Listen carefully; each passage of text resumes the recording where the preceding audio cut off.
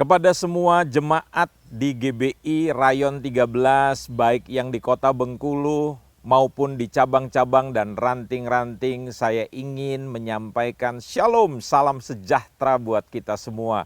Saya percaya kita semua berada tetap di dalam perlindungan Tuhan yang luar biasa. Nah, saudara, di dalam kita ibadah tetap Anda menjaga sikap Anda, biasakan sudah mandi dan berpakaian yang rapi seperti layaknya Anda pergi ke gereja pada saat ibadah minggu.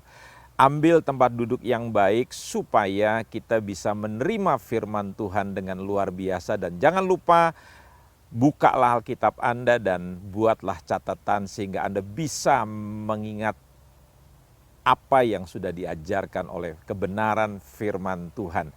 Nah, hari ini saya ingin bercerita tentang satu tokoh di dalam Injil Lukas 19 ayat yang kedua. Anda tahu bahwa Zakius di dalam Injil Lukas 19 ini adalah orang yang dilahirkan dengan tubuh yang tidak seperti rata-rata orang Yahudi atau orang Israel pada umumnya.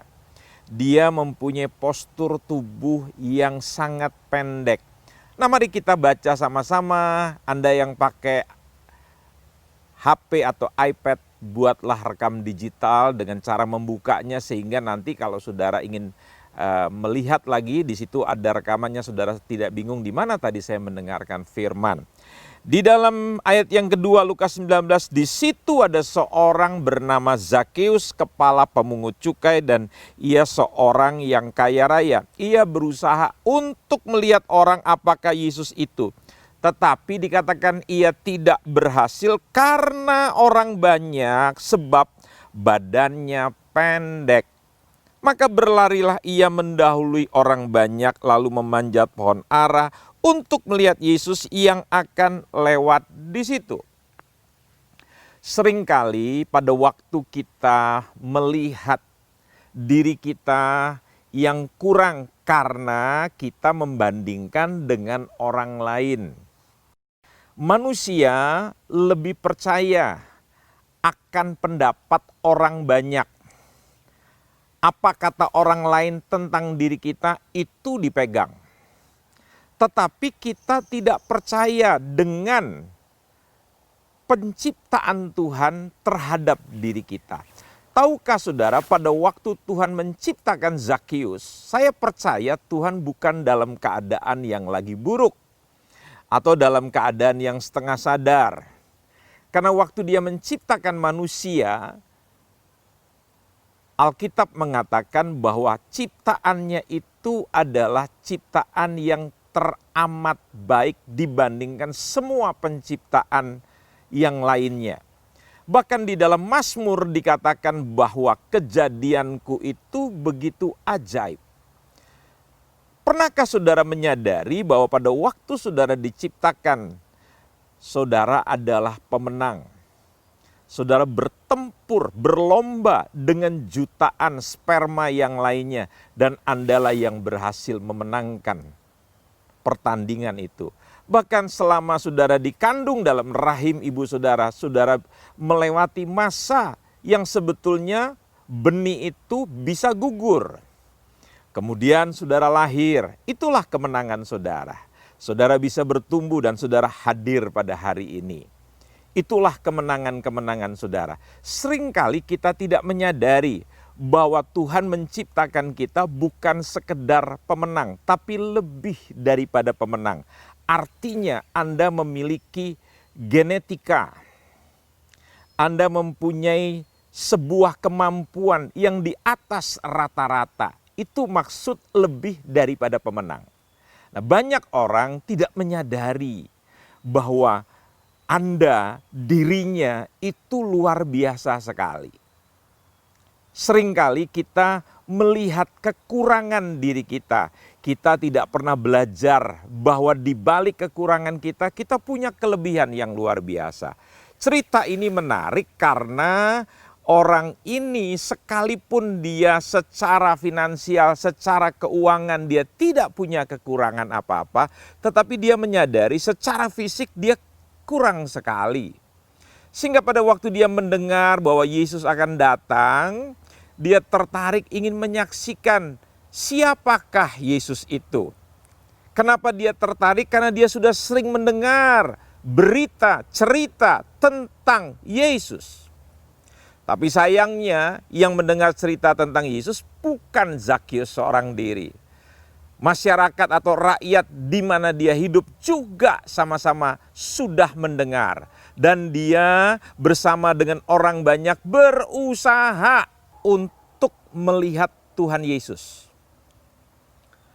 Tetapi karena tubuh Zakius yang kurang, maka dia tidak mungkin berdiri di tengah kerumunan.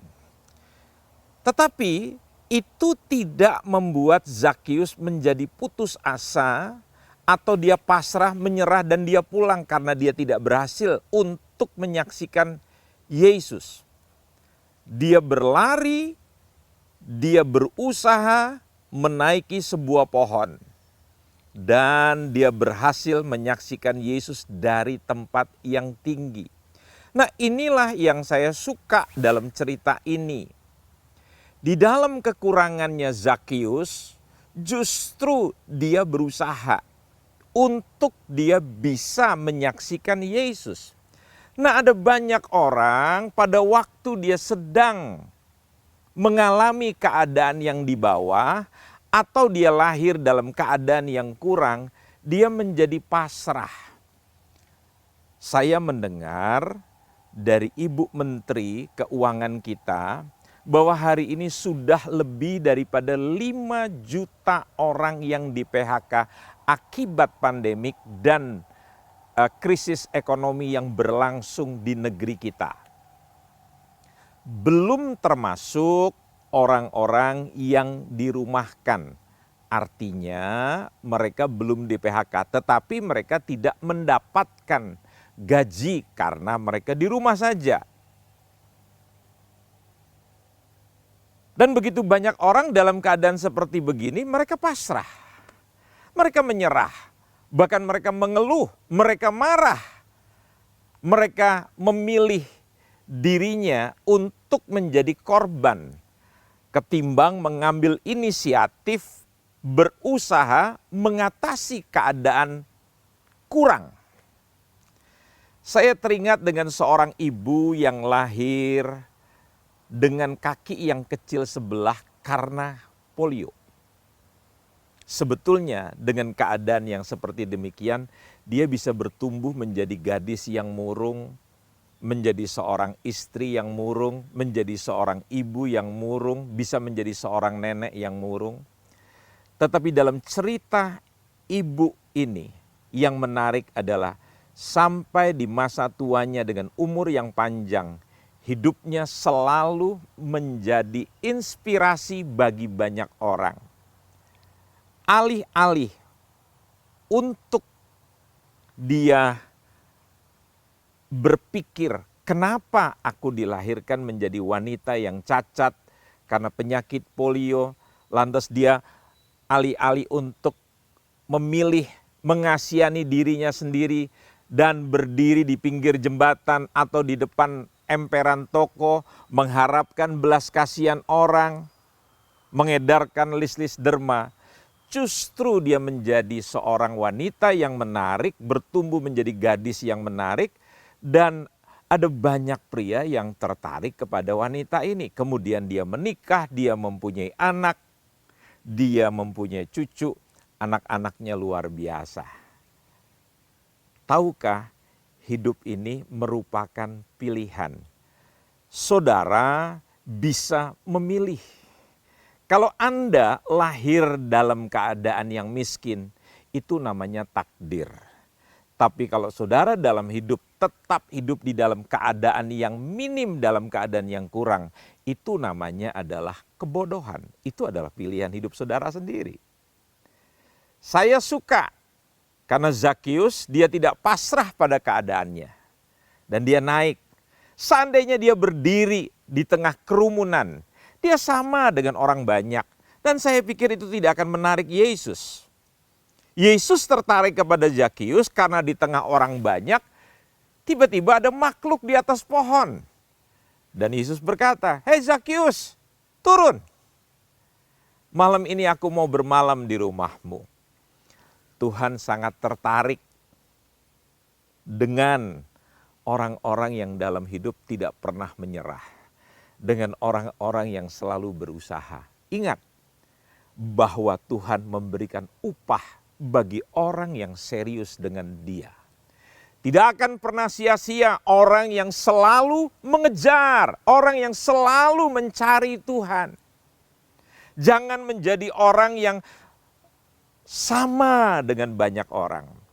Dan pada waktu saudara naik di pohon yang tinggi, cara pandang saudara bisa lebih luas. Hari ini saya membuat rekaman buat jemaat Rayon 13 di Bengkulu, di tengah hutan karet. Sejauh mata memandang adalah hamparan hutan karet. Tetapi kalau saya naik ke atas yang paling tinggi, saya bisa melihat. Jangan pernah menjadi orang yang di bawah, jangan pernah menjadi orang yang sama dengan yang lainnya. Sehingga Anda tidak mempunyai sebuah wawasan cara pandang yang luar biasa. Terus naik. Saya berterima kasih sekali kepada Bapak Gembala dan Ibu, Pak Irfan dan Ibu yang sudah memberikan kesempatan kepada saya menyampaikan kebenaran ini kepada seluruh jemaat di Rayon 13. Baik di kota Bengkulu, di cabang-cabang atau di ranting-ranting.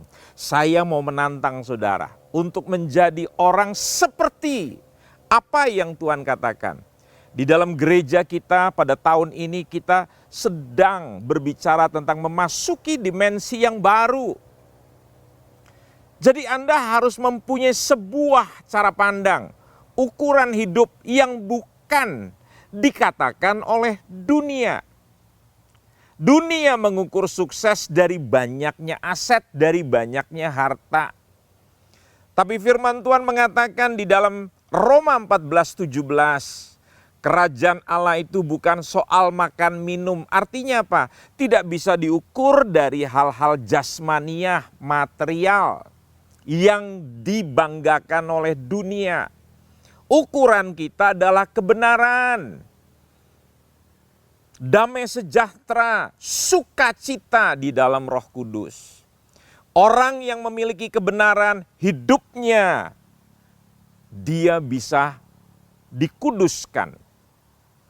Orang yang memiliki kebenaran, dia akan menjadi orang yang pandai menurut kitab Amsal. Orang yang mempunyai kebenaran, dia menjadi orang yang berjalan di dalam terang. Dia tahu kemana dia akan pergi karena Mazmur Daud mengatakan firman itu adalah pelita. Jadi saudara tidak akan jalan dalam kegelapan. Dan orang yang berjalan di dalam kebenaran, dia akan memiliki damai sejahtera. Orang yang memiliki damai sejahtera, dia akan bisa tenang di tengah riuh rendahnya atau gemuruhnya dunia yang terus berubah. Saudara akan tenang bukan karena saudara memiliki uang yang banyak. Hari-hari ini orang takut dengan COVID-19. Tahukah saudara TBC telah membunuh manusia di Indonesia lebih daripada 180.000 per tahun menurut Pak Presiden kita Jokowi. Tetapi karena gaungnya tidak pernah terdengar, kita merasa biasa-biasa saja dengan TBC. Tapi COVID karena digaungkan dengan luar biasa, itu menciptakan ketakutan. Saudara akan menjadi tenang kalau saudara mempunyai damai sejahtera. Dan damai sejahtera akan menghasilkan sukacita. Nehemia mengatakan sukacita itu adalah kekuatan. Kalau saudara menjadi orang yang murung, menjadi orang yang mengeluh terus, zat-zat kimia yang negatif akan memenuhi tubuh saudara.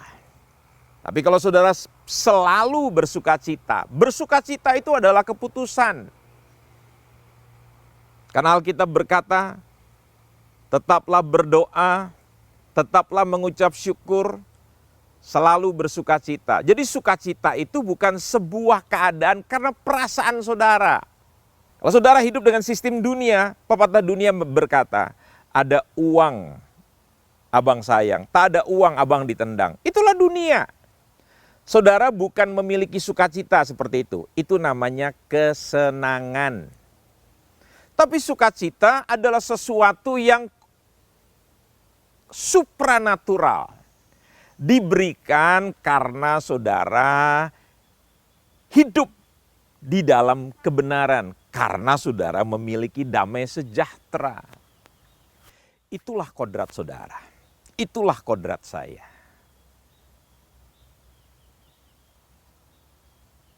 Miliki sesuatu yang lebih besar di dalam hidup saudara. Anda yang memiliki kebenaran lebih daripada orang kaya.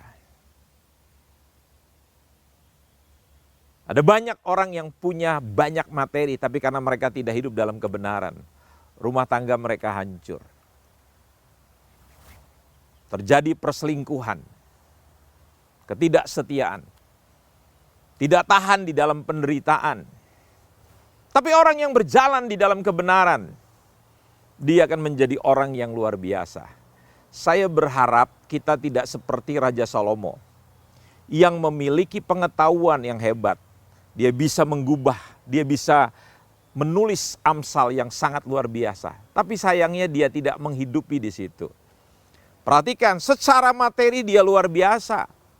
Dia bukan mempunyai istri 1, tapi 700. Belum lagi termasuk gundiknya 300. Tapi lihat di akhir hidupnya dia mengatakan bahwa semua yang dia jalani di dalam kesenangannya itu adalah hal-hal yang sia-sia dan hampa. Dia punya kebenaran. Tapi dia tidak hidup di dalam kebenaran. Pernahkah Anda menyadari bahwa di dalam diri Anda ada sesuatu yang luar biasa di tengah kekurangan yang Anda miliki? Tony Malandes namanya. Anda bisa searching di internet, ketik Tony Malandes. Dia dilahirkan tidak seperti saya dan saudara. Dia lahir tanpa kedua lengannya. Artinya dia lahir tidak punya tangan. Dari atas tidak ada dua-duanya. Tetapi di dalam pertumbuhannya Tuhan memberikan hasrat, memberikan sebuah keinginan yang kuat bahwa dia harus bernyanyi sambil memainkan alat musik. Kalau dia punya lengan, itu tidak masalah. Sekali lagi saya katakan, alih-alih daripada dia menangisi meratapi keadaan dirinya, dia coba memainkan gitar dengan menggunakan kedua kakinya. Dia melatih kakinya untuk memainkan gitar. Dan sekarang saya mau katakan dengan jujur, dia bermain gitar dengan kakinya jauh lebih banyak daripada kita semua yang normal yang bisa bermain gitar. Satu hari tatkala Paus, pemimpin gereja Katolik, mengunjungi negara Amerika, Tony Malandes diundang untuk bernyanyi. Dan setelah selesai bernyanyi, Paus memanggil Tony Malandes. Dia bilang, "Sini Tony Malandes, kamu adalah seorang pemberani," katanya. "Kamu menginspirasi banyak orang di dunia." Wow, di tengah kekurangannya, dia bisa tampil menjadi dirinya sendiri. Ini yang saya mau tantang buat semua jemaat di Rayon 13. Apakah saudara lebih suka mengeluh, saudara lebih suka marah, bersungut-sungut, mengatakan mengapa saya begini, mengapa saya begitu. Saudara marah karena orang tua saudara bukanlah orang yang saudara harapkan. Pasangan saudara tidak seperti yang saudara harapkan. Saudara coba menyalahkan orang, saudara coba menyalahkan situasi. Tanpa saudara sadar, di dalam kekurangan kita ada anugerah Tuhan yang luar biasa. Saya teringat satu hari Rasul Paulus coba berdoa, bergumul sama Tuhan. Tuhan, di dalam diriku ini ada sakit penyakit. Bahasa Alkitab kita terjemahan baru ada duri di dalam daging. Ingat ya, Duri dalam daging itu menyakitkan, makanya dalam terjemahan firman Allah yang hidup atau terjemahan bahasa Indonesia masa kini atau bahasa Indonesia sehari-hari dikatakan, Tuhan meluaskan iblis itu menaruh penyakit di dalam diriku. Dan dia coba minta supaya penyakit itu diangkat dari dirinya. Tetapi Tuhan bilang apa? Anugerahku cukup bagimu. Sehingga Paulus mengatakan justru di dalam kelemahanku, di situ kekuatan Allah nyata. Tujuannya supaya Paulus tidak menjadi sombong karena dia sering mengalami pernyataan-pernyataan Tuhan yang sangat ilahi sekali. Kalau saudara bertanya kepada saya, apakah keuntungannya orang yang berjalan di dalam kebenaran? Apakah keuntungannya orang yang hidup di dalam kekudusan? Dia akan melihat Allah. Dia akan mengalami kenyataan Allah. Kita bukan saja percaya dengan iman bahwa Tuhan itu hadir, Tuhan itu ada, tetapi kita bisa mengalami kenyataan daripada kehadiran Tuhan. Dan Tuhan bisa berbicara, membuka rahasia firman yang luar biasa. Jadi kita lihat daripada statement Paulus ini, justru di dalam kekurangan, di situ anugerah Allah, kuasa Allah dinyatakan. Jangan selalu fokus melihat kekurangan saudara. Lihat apa yang menjadi kekuatan di dalam diri saudara. Sayangnya, saya suka melihat ada banyak orang ingin terkenal, ingin menjadi penyanyi melalui Indonesian Idol. Padahal dia nggak bisa nyanyi. Waktu dia nyanyi, ayam pada mati. Dia tidak jadi idol dalam acara itu, malah dia cuma jadi odol. Nah, kenapa saudara tidak mengukur diri saudara?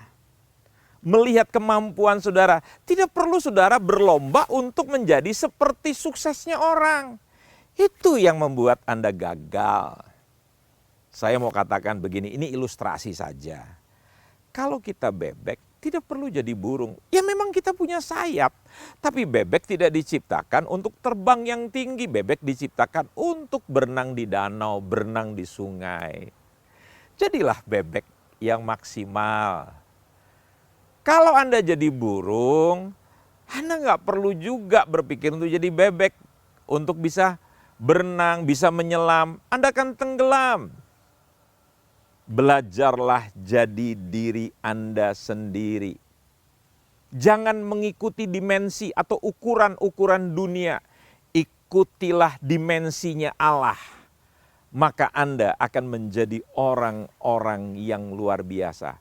Saya ingin ingatkan, kodrat saya, kodrat saudara diciptakan bukan sekedar menjadi pemenang, tapi lebih dari pemenang. Dan tidak ada gen saudara yang menyatakan bahwa saudara harus menjadi orang yang kalah, menjadi orang yang menyerah. Jadilah dirimu sendiri. Sekalipun Zakius itu pendek, tetapi dia luar biasa. Saya mau tutup dengan sebuah cerita. Ada seorang yang begitu ambisius sekali, mempunyai hasrat yang tinggi untuk menjadi pelempar bola dalam permainan baseball. Sewaktu dia sekolah. Tetapi sayang, pada waktu dia membantu orang tuanya di ladang pertanian, tiba-tiba tangannya terpotong. Dan hilanglah jari telunjuknya dan jari tengahnya. Coba saudara bayangkan, pemegang bola hanya dengan 3 jari. Sekali lagi saya katakan, alih-alih daripada dia mengeluh dengan jarinya yang terpotong. Tatkala dia pulih, dia tetap menjalankan ambisinya, kerinduannya untuk menjadi pelempar bola yang luar biasa. Dan dia berlatih dengan menggunakan 3 jarinya. Saudara tahu apa yang terjadi? Sejarah mencatat dia menjadi orang hebat pelempar bola. Dan waktu bola itu dilemparkan, bola itu muter sehingga sulit ditangkap atau dikembalikan oleh lawan. Jadi Anda lihat, dia menjadi si 3 jari pelempar bola yang legendaris. Sekali lagi, jadilah dirimu sendiri. Tuhan punya anugerah yang luar biasa. Saya mau berdoa buat setiap orang yang hari-hari ini selalu mengeluh. Bangkitlah berdiri di tempatmu berada, Anda akan meraih. Jangan pernah putus asa. Kaleb di usia yang ke-80 tahun, dia bertanya kepada Tuhan, mana janjimu tentang gunung yang kau janjikan? Jangan pernah merasa tua, belum terlambat. Saya salut dengan menteri daripada pemerintahan Pak Jokowi. Ada yang sudah berusia di atas 74 tahun dan tetap bersemangat. Anda bisa menjadi muda, Anda bisa menjadi tua bukan faktor usia, tetapi pola pikir. Putuskan diri Anda, mau jadi orang yang bagaimana? Anda adalah orang yang hebat. Ayo kita berdiri bersama-sama. Saya jemput kita semuanya bersama-sama. Masih ada yang duduk, ayo kita berdiri bersama-sama. Kita mengangkat tangan kita, arahkan hati kita kepada Tuhan. Bapa di dalam sorga, kami berdoa untuk gembala kami Pak Irfan. Ibu dan semua putra-putrinya, menantu-menantunya, Tuhan berkati seluruh keluarga ini Tuhan. Biar terus jadi berkat. Kami berdoa untuk seluruh pekerja di Rayon 13. Kami berdoa untuk seluruh jemaat di Rayon 13. Sebagaimana takdir kami, ketetapan Tuhan untuk setiap kami menjadi orang-orang yang lebih daripada pemenang. Ingatkan kami, hidup itu adalah sebuah pilihan. Kami bisa memilih menjadi orang yang kalah, menjadi orang yang rata-rata, atau hidup di dalam kodrat yang telah Tuhan tentukan. Berkati semua keluarga kami, anak-anak kami, orang tua kami. Biar kami memikirkan, biar kami mengucapkan, biar kami membaca firman-Mu, mengatakan bahwa kami adalah orang-orang yang hidup di dalam dimensinya Tuhan, bukan di dalam ukuran dunia. Di dalam nama Tuhan Yesus Kristus kami berdoa dan mengucap syukur. Amin.